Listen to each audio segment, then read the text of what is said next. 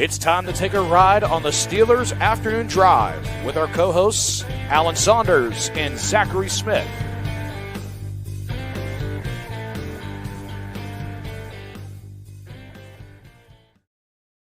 Welcome into another episode of Steelers Afternoon Drive. I'm Zachary Smith. That means that is Alan Saunders. Alan, how are we doing?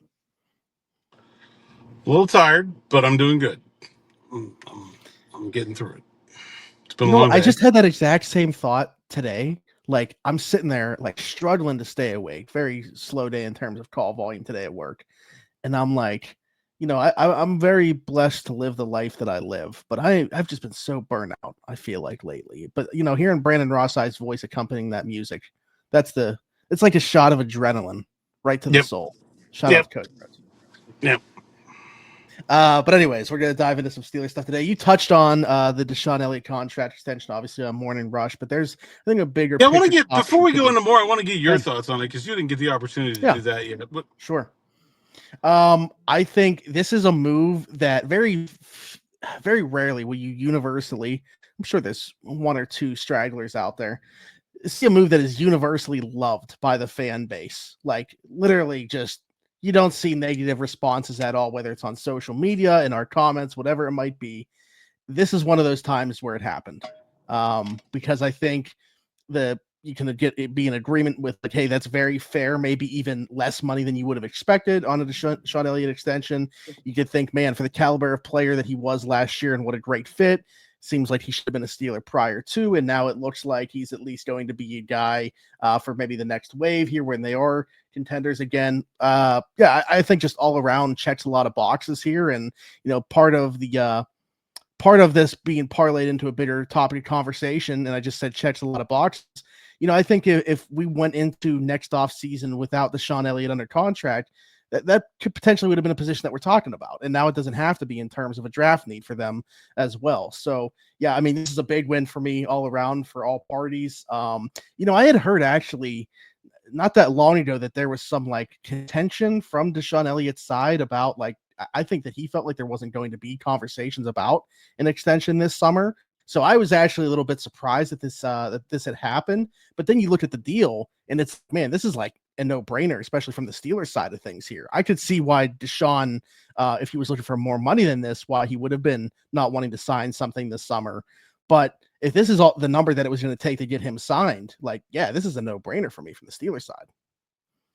Yeah, I was a little surprised the Steelers were able to get him for this price. I think it's a testament to Mike Tomlin, to the desirability of playing for the Steelers. DeShon Elliott's had his spin around the league. I didn't get the sense that he's wanting to do that again, to go be a transient guy looking for a home again. The Steelers' defense really very much perfectly aligns with his skill set in a way that not very many others do. And you never know, like, at that position, how many teams are going to want to take a guy. So I understand why he took it. I think he would have got more if he hit the open market by a good bit. And then, but yeah, I'm with you. I was kind of assuming that this was not going to get done. And I was a little surprised that it did. Yeah, I mean, you think about guys that are, extension eligible. Obviously, TJ Watt's the notable one to be talking about. But, like, we talked about Jaylen Warren, Calvin Austin potentially as well, who has said, like, they haven't even had that discussion yet or whatever. But, DeShon Elliott would have been pretty low on the total just because of, like, things that I had been hearing the situation, and from his side and honestly from their side, they'd want to see one more year of it because, yes, he was fantastic here last year, but just like you said, I'm not going to say like a journeyman, but he had played for obviously Baltimore, Miami, Detroit. He'd had a few other stops prior to coming here, and things were never as fruitful as they were last year for him within this defense. So I could have understood why the Steelers were like, okay, maybe let's see him do it again this year. But from his side of things, him thinking, if look at what I just did, maybe that's the best that I'm going to do within this defense. I don't want to play anywhere else. So, yeah, I mean, I certainly get it from both sides, but I do think if I'm saying this favors one side more than the others, I'm saying it favors the Steelers more than it does DeShon Elliott, this contract extension. Yeah, I think so. And, I mean, we can talk about the other options there. I mean, I think Calvin Austin's really interesting. I know he told me right before the end of minicamp he hadn't even thought about it. There haven't been any talks. Mhm. I think the Steelers should try to get him under contract. And we've talked about this with DB as well before. I'm not sure what number gets that done, and if Right. that's one that they think is reasonable. I think he's a really hard player to put a valuation on right now. Mm-hmm. Well, yeah, because from his side of things, this is why I don't think that, I really like Calvin Austin's game and think he's like a potential wide receiver 3, but if he feel really good if he's your wide receiver 4 and contributes on special teams the way that he does.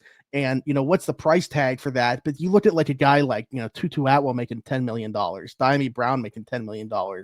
And, you don't want to just look at one, but those are probably the numbers that his agent is going to look at and say, hey, if those guys are worth that, look at Calvin's, what he just did last year, and why isn't he worth this? So, I think it is, like you said, a tough contract to get done, but certainly one that I'd be at least trying to have a conversation about, because just as I mentioned with DeShon Elliott checking that box for them and being something you don't have to worry about in the 26 off season, when you're going to be looking at quarterback, obviously, and have a bunch of other boxes to check. If you can check those boxes before we get there in the form of Calvin Austin, in the form of potentially a Jaylen Warren as well, why not at least, have that conversation and do so and see how many of those boxes you can check? Yeah, I did a little research about Calvin Austin. I kind of pegged his market value based on his production last season at a little over Mm-hmm. $7 million a year. And that's just as a receiver. It doesn't include his kick return value, which, Yeah. I mean, he had a punt return touchdown, so that's certainly not nothing. But I just think, look, I don't see, like, Terry McLaurin's not coming through the door. Like, Brandon Ayuk isn't either. Neither is Olave. Like, if they get a wide receiver better than Calvin Austin, it'll only be by a little bit. I could see him being a big part of this passing offense this year. And I do think they're going to throw the ball more with Aaron Rodgers at quarterback. Like, I think it's smart for the Steelers to do what they can to try to get this deal done, because it could be a lot more expensive next year.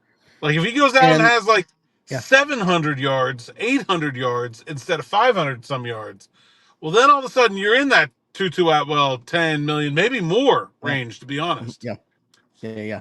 I mean, that's why, to me, that was the bigger picture conversation I wanted to parlay off of the DeShon Elliott thing. I know you want to talk about, there's finding these middle class Well, free agents, we but can be I was flexible thinking, here. We can do well, no, both. but the reason that I was thinking about it was like, to me, because say Calvin Austin, you don't approach him about an extension. He does have the type of year that you're talking about. Maybe you don't see Roman take the step that you would like him to take. You're already going to be in the market for one receiver probably next year, regardless of what happens with those two. But say that both those things happen, you could be looking at having all of a sudden 2 holes at wide receiver if Calvin walks as well. So 2 plus, like if Roman does take a leap, Calvin walks in free agency, you're in a worse position with the wide receiver room than you are right now.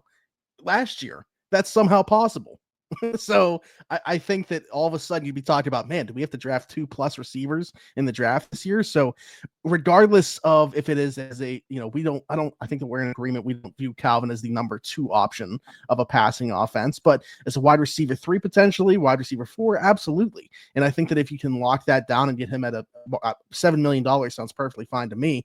If you can have that conversation, yeah, I mean, I think that makes all the sense in the world. It's one less thing to worry about in the draft. Yeah, and I guess I understand waiting because, like, maybe they want to just make sure they definitely aren't getting McLaurin, Olave, Ayuk, one of those guys, right? Yeah. Drop a whole bunch of money at wide receiver. Maybe you don't want to sign Austin too. So I can understand waiting, but like I think this is something they should be pushing for. And he's a really good return man, no matter what. I feel like this is a move that they can make. And So I think they should sign Jaylen Warren to an extension too. I wouldn't have signed him to a 1 year deal. I would have done an extension with Warren mhm. before the season and locked him in for 3 years. Yeah, well, so I mean, definitely have a thought about Warren too. But like the thing is with Calvin, that I hear what you're saying, but like the only thing that I would add to that is like I understand that's fine and dandy, but like to not even have a conversation. Because like, what if Calvin would be coming back, giving back to like $5 million or something like that, hypothetically? Like, to me, it's at least worth having the conversation to see where he's at right now. Like, to just completely brush it off for the time being until you figure out what the rest of the room is. Well, To I me, mean, would they be could have called him the day after we talked too. I don't know. yeah, that's true. But okay, the information that we have says at least up to that point they had not had a conversation. I think it would be malpractice to have gone through this entire process if we did the training camp and beyond training camp and they didn't talk to him. And not happen. So yeah. I don't expect that to happen. I think it'll come up in one way or another. Okay. I'm not sure it's going to get done, but I think it'll come up, and I think they should be really pushing for it.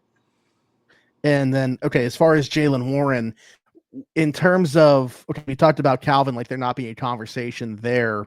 Where are you in that same bucket with Jaylen Warren? Do you feel like they've... Well, we know there were some conversations, right? I mean, they had to talk about the RFA tender that he ended up signing. Yeah. So we know they've been in contact. I don't really know what has led to him signing that tender, deciding not to try to apply leverage for a longer term deal. What was said to him. I didn't talk to Jaylen Warren all spring. I didn't see anybody else ask him about his contract when they did. I think it's I would really be pushing to have him. That's such a preventable piece of turnover for a really good player. I don't think he'll break the bank. I'd be trying to get him for 3 years. Yeah. Now you mention it, really a lack of Jaylen Warren buzz in general this spring. Like he just kind of signed that RFA tender and hasn't been heard from. In terms, everybody's obviously there's the shiny new toy in Caleb Johnson in the backfield, but do not forget about Jaylen Warren. As you mentioned, I'm in agreement that I do think he is a very good player. I don't know that we've seen it fully come out yet for one reason or another. I think he's a better football player than what the box store is going to look like for him and regularly will, to be quite honest with you. So I'm in agreement. I think the 3 year too. Yeah. And I think the 3 year thing is very interesting. Like including this year within those 3, you mean? Yeah. This year and 2 more. Okay. Yeah. I could get on board with that. I mean, because it's another one of those things where there is still like a carrot to dangle in terms of negotiation, because his RFA tender is non-guaranteed. So right now he has no guarantee money. So if he goes out there and tears his Achilles stepping off the sidewalk tomorrow, he's out. Like he's not getting any of it. So I do think there is at least a reason to be able to get him back to the table. I just don't understand, if that was something the teams out there were going to do, why they wouldn't have just done it in the first place. That's what kind of gives me pause about thinking this is going to happen, because you already had some talks. Why not just get it done then, especially with a deal that seems like such a no-brainer to me. Yeah. You're not paying Caleb Johnson. You're not paying Kenny Gainwell that much. Like, you can definitely afford to pay Jaylen Warren whatever he needs for 2 more years. Yeah. And I mean, we've talked about it, super high on Caleb Johnson and love the fit within this offense. But, similarly to the Roman Wilson conversation, I know he's a second-year player as opposed to Caleb, but like, what if it doesn't happen? You know what I mean? Like, you're putting a lot of faith right now in a player producing that we really don't know yet what that's going to look like on game day. So, we could have all the hope for Roman Wilson. Notoriously difficult to project position. Yeah. Right. Yeah. So, I don't know. We'll see how it plays out, but I'm in agreement that those are 2 pieces of business, along with obviously the TJ Watt thing, that should at least be entertained as we go through these weeks and then through training camp as well. But with DeShon Elliott signing an extension, a new deal here, you mentioned to me that it's worth looking back and going through some of these like middle tier free agents that they've signed recently, and have had quite a bit of success with doing so. Obviously, unfortunately, friend of the show, Landon Roberts, was definitely a success story, but it's signed elsewhere this offseason. But there's quite a few cases of the Steelers being able to do this in recent memory. Yeah, I think when you look at kind of, obviously there's big high profile moves like Metcalf, even though that was technically a trade, whatever. And there's like, moves you're investing nothing in, like Ben Skoranek. But like the Mhm. middle class of free agency, where you're spending some money or some assets to acquire someone, but not like starter money, right? Just like kind of fill in money. I feel like Omar Khan's done an unheraldedly good job at that. When you look at the guys he's brought in without spending a whole lot, I think you include Isaac Seumalo in that group. I think Landon Roberts, DeShon Elliott. Like, I think there's been a number of guys that have come in, not really been guys who, like, their salary should expect them to go out there and perform at a high level. And, like, Cole Holcomb, Quan Alexander before he got hurt. They Yeah, didn't I pay would say much for that him. entire 23 off-ball linebacker group that they built through Yeah, free they were agency. all They were good. ravaged by injuries, obviously, middle end of the season. But like, man, those first like 8 weeks or so where they had all three rolling and figured out that rotation, that was they put together a really nice group, and it would have been interesting to see what would have happened if they would have been able to stay healthy. And Dante Jackson was technically a trade, but he's very much in that same realm. Like, where, Mhm. like, if you can plug gaps effectively in free agency for cheap, I think that's really quite a skill set as a general manager. And I think Omar's been proven to be pretty okay at it. And I think that's something he's not really getting any attention for. Yeah, everybody talks about obviously the drafting, and some of that we're still waiting for the fruit to bear on some of those draft picks, whether positive or negative. We don't even know the results of what some of those are going to be, but we've talked about the biggest difference that we can identify right away is the value that he is getting within those picks being the biggest difference. But in terms of free agency, to be quite honest with you, it's something that I feel like has not necessarily been on my mind prior to you mentioning it. Like I'll own up to that. I really haven't thought about it too much. How would you? Because a higher priced free agent that you didn't mention within that, and I guess that's probably the reason why, like a Patrick Queen deal. I don't feel like that deal's gone great so far. Um, I love the player. I love the fit. That's a lot of money for an off-ball linebacker. He's being paid to be a Pro Bowler, and he wasn't last year. And Mm-hmm. I don't think he necessarily lived up to that contract. I'm hopeful that he will. I think he'll be better this year than he was last year. But like, I think it's a lot harder to quote unquote win those ones. Like, I don't expect DK Metcalf to come out here and outperform that contract. Like, that'd be pretty hard to do. Like, Yeah. I think he'll do okay, but I don't expect him to come out here and like beat that contract. But when you're Well, that's signing guys yeah. for $3 million a year, and then they're Mhm. going out and playing at like a Pro Bowl level, like that's a phenomenal addition. And Yeah. Elliott was, and I think there's a handful of other guys, maybe not quite as good as he was last year, but have been really strong contributors for not very much money. Well, that's the reality of it. Whether it's through the draft or the lower or middle tiers of free agency, that's why it's so important to find that surplus. Is because if you are getting the big fish, in all likelihood, the reality of it is you're overpaying that player. You're paying a Yeah. really good player, but you're paying more than they're worth. Yeah. Star player contracts generally, except for maybe quarterback, are not really worth it. Like, they're just not. Like, but that's the market, and you got to pay them. They're going to pay T.J. Watt $40 million. It's what the market value is. He's worth it in that sense. Is he going to bring in an equivalent level of, like, he's not going to overperform that contract? I'm pretty sure. Like, Mhm. so, but you have the opportunity to create this gigantic surplus when you bring in guys for real cheap, and they're able to be really good players for you.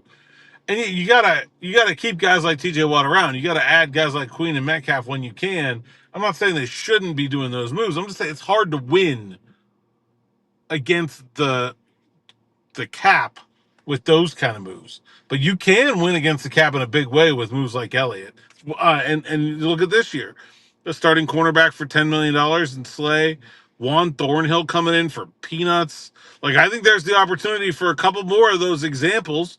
We'll see how things play out, but I think there's the opportunity Wale, for a couple more of those examples coming forward here. yeah. Yeah, even you mentioned Daniel Wale to me before we Yeah. started, who was a starting defensive lineman in New England, and I feel like he kind of flown under the radar there. But yeah, I mean, there's a few for sure on this year's roster. That if those are the only three, I'm like going through here looking. I guess you could put Yeah, Mason Rudolph in that bucket. I, potentially, and maybe Robert Woods finds the fountain of youth this year. I don't Yeah, know. I mean, they didn't really invest anything in Woods, right? It's a 1-year deal, like near the vet min. So I don't know if I would call that the same as those other guys we're talking about.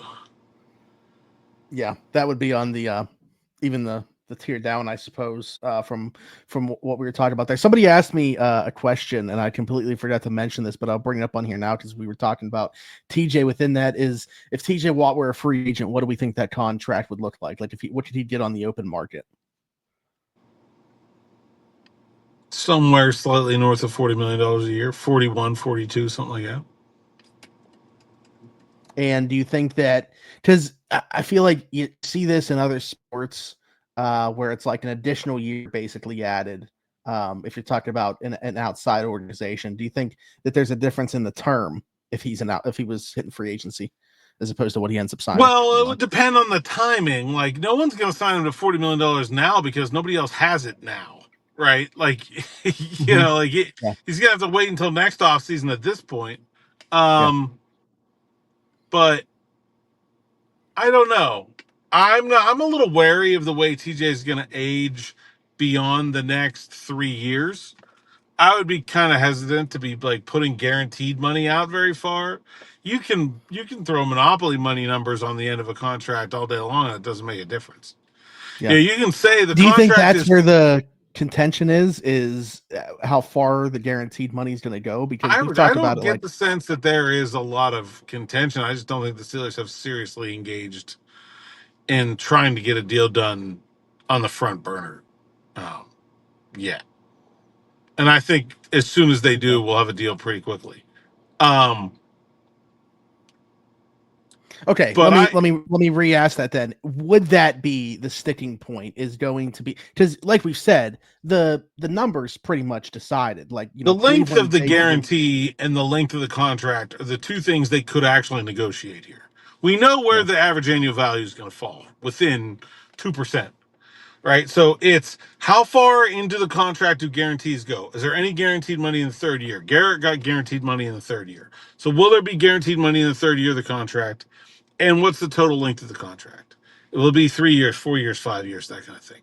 But like, look, if you say, hey, I want to do 4/160, 80 guaranteed, and then he comes back and says, oh, well, make it 5/260, 80 guaranteed. It's like, well, it doesn't matter. The last year with $100 million on it is so fraudulent, like it's irrelevant. Like you can write down whatever you want. The only things that really matter are where the guaranteed money is, except for you know, uh, what measuring contests about average annual value. Like that's the Mhm. only thing those non-guaranteed years affect. So they don't really matter. You can structure the contract however you want to make it say whatever you want to make it say.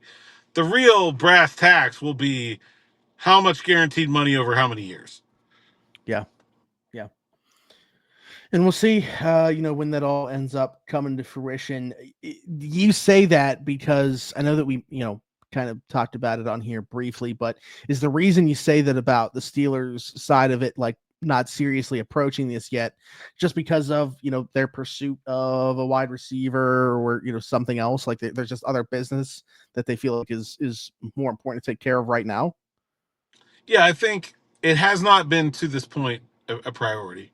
I do think now it will start to become a priority.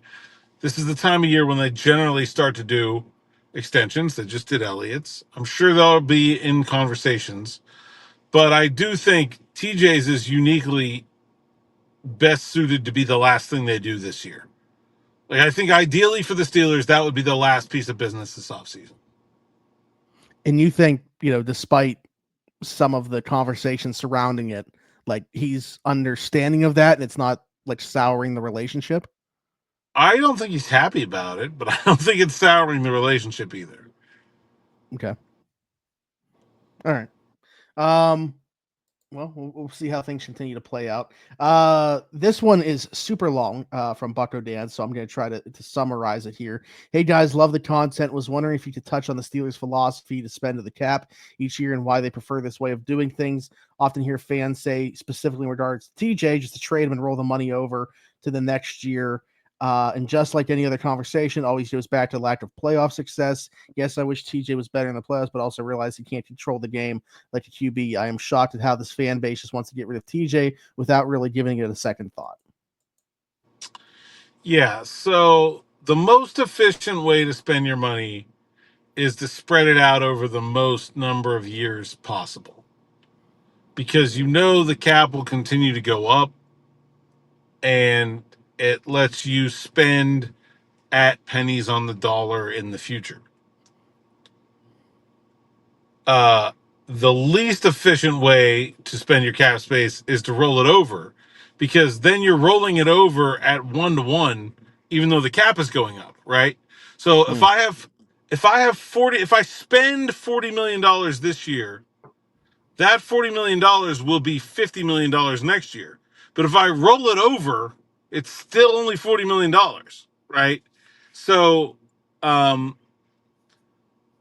idea is to spend to the cap, and then it's about how far beyond that you want to be leveraged compared to where you think your team is and what's your chances of winning it versus how much you're going to need that extra leverage in the future. But you definitely want to spend to the cap. Like, rolling over money is inefficient. That's not necessarily a Steelers philosophy. I've never heard anyone on the Steelers speak that to me. It is just the way it is. Yeah. And so, like, I think there's, like, the Eagles do the exact opposite. They're doing the exact. They're maximizing what they're able to spend by, like, pushing money into, like, 2032. You know what I mean? Like, that is the most efficient way to go about it. I just don't think the Steelers are at a point where they need to be doing that right now. As we talked about in our, like, are the Steelers all in conversation the other day. But Right. yeah, you really don't want to be rolling over a big cap number. It's not the best way to do it. Yeah. All right. Good stuff. Appreciate the question from Bucko Dan there with a Steelers question. We appreciate that, Bucko Dan. And then we'll get to Norms. Bucko Dan with a salary cap question, so we know what Bucko Dan thinks about the Pirates. That's Bucko Dan's taking notes over there. Like, good point. What do we need to do to get this MLB straightened out? Mm-hmm. Yeah. Norm with one here as well that we'll wrap up with. Question for you guys. I know the Steelers' plan is maintain a good team, trade up for a quarterback in next year's draft, but what guarantee is there that there's a team that decides to do business with them? A lot of teams are going to want a quarterback. Makes me nervous seeing the team hedge its future on someone else giving them a hand.